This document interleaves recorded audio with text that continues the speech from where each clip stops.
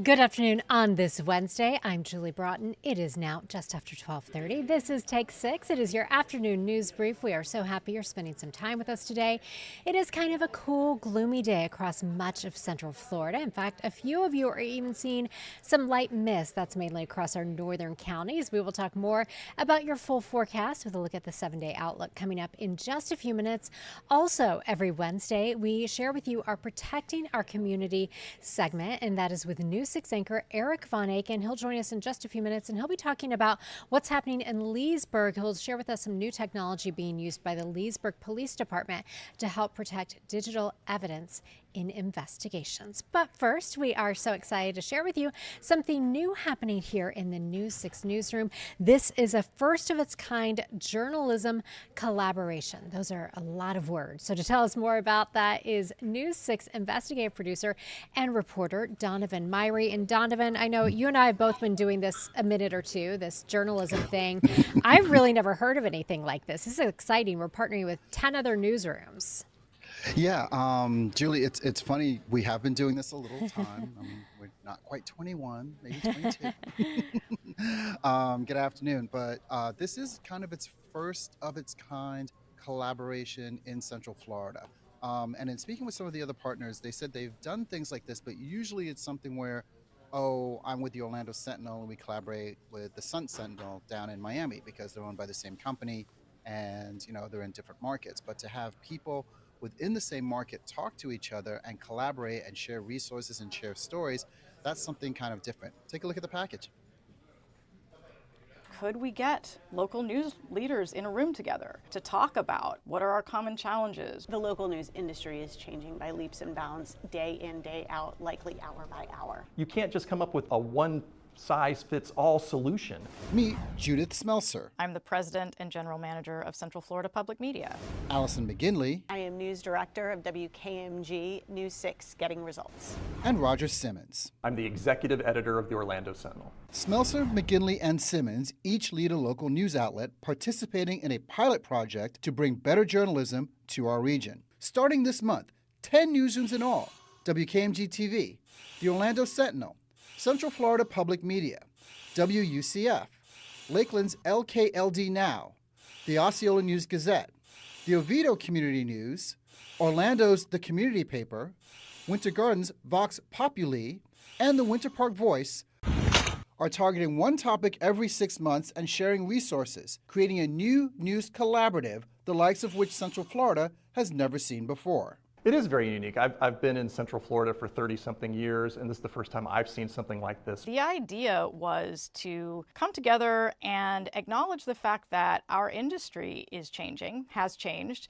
has seen a sea change, really, in the past decade or two. That sea of change comes from a number of factors. One new reality: local news is facing a fragmented audience. We know that Channel 6 has certain viewers. We know the Orlando Sentinel has certain readers. Central Florida Public Media has certain listeners. They may not intersect. So this is a way for us to get our stories, your stories, stories from all of the organizations out to a broader audience. Contributing to that fragmented audience, increased competition, not from each other, but from social media. According to a recent study from the Pew Research Center, 1 in 5 Americans said they regularly get their news from social media influencers. 2 out of 3 people also said news influencers help them better understand a topic. But 77% of so-called news influencers have either no affiliation with a news organization or any sort of journalism background. Is information from a social media influencer as good as information from an established news organization? I would say absolutely not. I think that there are influencers out there who are sharing information that is factual, but at the end of the day, local journalists and journalists in general are the ones that are going to be giving you factual information. And it's up to the audience member to be dogged enough to check the information that they're reading or they're listening to or they're watching. I think that there is a hunger in the community for reliable sources of information. We're in a time right now when information is everywhere. Facts are scarce. We're in a time when we can go online and find things that masquerade as news, masquerade as facts. Good journalism is good journalism, and we just need to remind the audience that they can trust us. And that's Allison McGinley. That is our boss, Julie. A lot of people don't know that. But that last line of "good journalism is good journalism," it really, really rings true, because it is so easy to pick up your phone, look at TikTok, look at Instagram, look at YouTube, and see different things, but they're not necessarily truthful things. They're not necessarily things that are spot on, or sometimes there are things that need to be checked. And even one thing to tell you guys today, we cut this piece yesterday, and just this morning we had a meeting between all of the groups, and our group has grown from 10 newsrooms to 11 newsrooms. The Bungalower, which is a local, hyperlocal website down here in Orlando, they've joined the collaborative. So already things are changing. And something like that, somebody may not know, as somebody who's just a blogger or an influencer, they may not get across right away. So it's this idea of we have this network of people and network of groups of newsrooms that are helping us pull all this together. Now it's so exciting, and I love the Bungalower, so I'm glad that they've joined our little family here. But how is this going to work? I know you said you had a meeting this morning. We're tackling a new issue every 6 months. The first one has been the homeless crisis. How is this going to work? Just tell us everything, Donovan Myrie. Good question. This is part of the fun of the entire project, because there are a lot of veteran people who are associated with this collaborative. You have people that have worked for the Orlando Sentinel. You have people that have worked for public media, that have quite honestly, they've been around the block. They really know their stuff. And in talking with this in the initial interviews, one of the things I said was, this is not what we do. We don't collaborate, we compete. And it's very difficult or strange or just non-instinct like to say, wait, you are my competition, now I'm going to work with you. And the way I think this is going to work is, let's take an example, like the Osceola hyperlocal website. They may find a story in Osceola that we didn't know about, that we're able to go, hey, that's a great story, thank you for sharing that with us, because we can now expose that story to our viewers. On the same kind of like in the same breath, they're not going to cover something in Lakeland, or they may not cover something in Winter Garden or Winter Park. And if one of those other hyperlocal outlets bring a story to the collaborative, suddenly the Osceola paper or the Osceola news organization is going like, wow, I didn't know about that, and it's very similar to the things that we're doing. And then you have the bigger outlets like us, like WUCF, like the Orlando Sentinel, like the Central Florida Media let me get this straight, Central Florida Public Media. I'm so used to calling it by its call letters. We are covering the entire region. So for those hyper local news outlets to be able to get like this kind of broad, looking at a topic from 30,000 feet down at the wide range of all of Central Florida, all of our 9 counties, 10 counties if you include Polk County, suddenly, they're able to get access to stories that they normally wouldn't have the staff or the budget to cover. And it is, I kind of had the same reaction that you had when the email first came out that we were a part of this. Is, oh, wow, this is definitely a new thing, sharing information and working together. But, at the end of the day, our boss, Allison McGinley, said in your story, good journalism is good journalism. And the point of journalism is to serve the community and to help solve issues. So seems like a great way to further that mission and that goal. Yeah, and as we said in the piece, and in the piece I did a couple of weeks ago, I was on Take 6 with Thomas Mates, who's producing our Take 6 today. We talked about the breadth of what this piece is, of looking at the homeless problem in Central Florida. More specifically, the new law that went into effect October 1st, but then as of January 1st, businesses and citizens can now bring municipalities to court if they feel that the municipality is not doing anything about a homeless person or a homeless encampment or people sleeping in public spaces. And suddenly, this is not just, oh, it's just about the homeless. Suddenly, it's really, and it's always really been about the entire community, all communities, okay? And now it's, I hate to say it, it's everybody's problem. It literally is everybody's problem because where you had, say, a homeless encampment in one place, now some people who are homeless may spread out a little bit to stay away or stay off the radar of local enforcement. Then you have the police departments who don't really have a cohesive plan. They have a bit of a plan, but it's kind of checkers versus chess. Do I have 7 steps planned ahead, or do I just am I reactionary to the 1, 2, 3 steps ahead? And then where does everybody go? One of the things we went over in that first piece was there simply aren't enough beds. 709 beds, I believe, for almost 2,900 homeless people by our last count last January. And who knows what that count's going to be when we do another one at the end of this month, coming up in the next couple of weeks. So there's a lot of, as you said, tentacles to this story.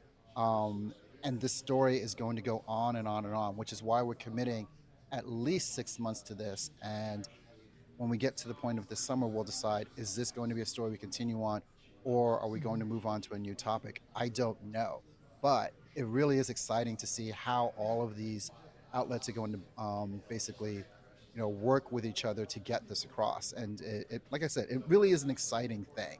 Yeah, it is. And Donovan, I have to share a fun fact for anyone watching. Donovan gave birth to Take Six and used to produce Take Six nearly 2 years ago. And now you're off giving birth to other things, helping with that. But this was your baby so long ago, and look how she's grown. Has it been 2 years? We started my we started goodness. April 2023. Wow, it has It's been, yeah, for almost, 2 years. yeah. I was like I said, Thomas Mates is producing this, and he's hosted quite a few times. When I was producing, there was no way you were getting me in front of the camera, and now look at me, not only Right. in front of the camera here, but also on television. Yes, you And are you can everywhere. catch us. Yeah, you can catch us again. Excuse me. I think I'll be doing the story again at 4:30 in the our producer Brooke and her show. And in 6 o'clock, I'll be talking about this with Ginger and Matt as well. So All right. you'll see the story in, a couple of times today. Yeah, and and again, thank you to Thomas and thank you to you for highlighting this. And uh, the photographer Homer who worked on this is just extraordinary. I mean, I can Yes. come up with a script and he will just make it and turn it into magic. So I hope you guys really enjoyed watching that story. Yes, we did. Well, Donovan, thank you so much. We'll see you again on News 6 starting at 4:30. Thanks, Julie. All right. We're going to take a short break, and when we come back, we will have a check of your forecast, and we're also going to check in with News 6 anchor Eric Von Aken, who will talk more about his Protecting Our Community story that airs today. Stay with us. We'll be back in 2 minutes.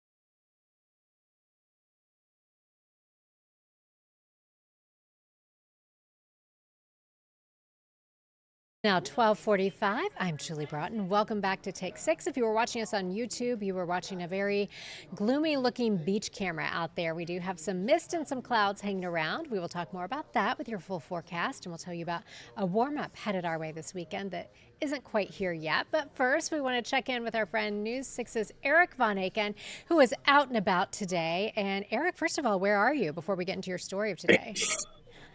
So Julie, if I look like I'm in a booking room or an interview room in a police department, Okay. it's because I am. It looks very sterile in here. So we're in the middle of recording an upcoming story, which is going to be fantastic as always. Thank you. But hold on. Glitching, aren't I? You're glitching a little bit. Can you hear me? Hold on. Okay. Let me see if they'll let me out. Okay. Are you locked in? Hold on. I thought I was. Apparently not. Okay. Is that better? Yes, it's always exciting when they let you out of the broom closet, isn't it? Well, I didn't want to go too far, but apparently the exit is not far, so I'll be out here. Okay, perfect. Yes. So we're in the middle of an upcoming segment, protecting our community, as we call it.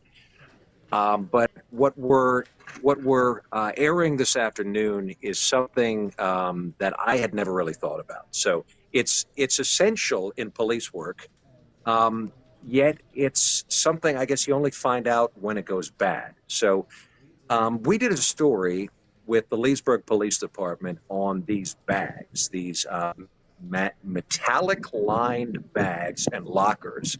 The whole point of these bags is they're supposed to keep the signals from cell phones and tablets and any other devices from getting out, but also getting in. So the danger here is we've covered, I don't know, countless stories where the suspect, the crook, tries to wipe the electronic device before he or she is arrested. Because there's valuable evidence on that device. Think of, child pornography cases. That's at the top of their list. But even just like GPS data, location data, your phone basically is a record of your life. So if a crook can wipe out where he or she was on the night of that crime, then it would be much tougher for police to make a case. But here's the thing, Julie. Here's what's been happening, what police realized. So you know how you can remotely wipe out your phone if it gets stolen, right? Mm-hmm. So phones have a feature where you can, your iPhone, wipe my iPhone, right? So if you lose your phone, you could go online and enable this feature and then have all of your data cleared off your phone. So crooks were realizing this, and they started to do that with their phones. So they might be arrested. They might be on the way to jail. Their devices were confiscated, and their devices have the information that police very much would like to access. So they might engage their cohorts, say, or in some cases, family members, to wipe all the info off of that device. So the device is no longer in their possession.